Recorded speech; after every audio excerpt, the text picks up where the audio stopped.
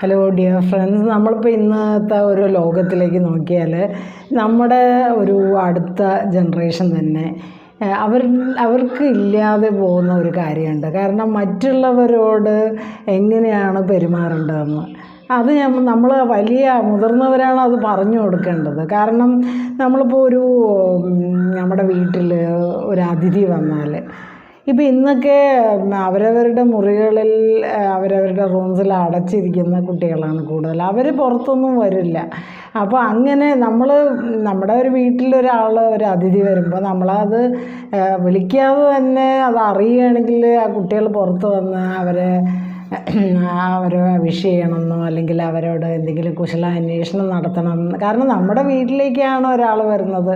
ഇത് വളരെ ഒരു ചെറിയ കാര്യമാണ്. എന്നാലും ഇന്നത്തെ ഒരു സമൂഹത്തിൽ ഇത് നമ്മൾ ശ്രദ്ധിക്കാതെ പോകുന്നൊരു കാര്യമാണ്. നമ്മുടെ കുട്ടികളൊക്കെ അവരവരുടെ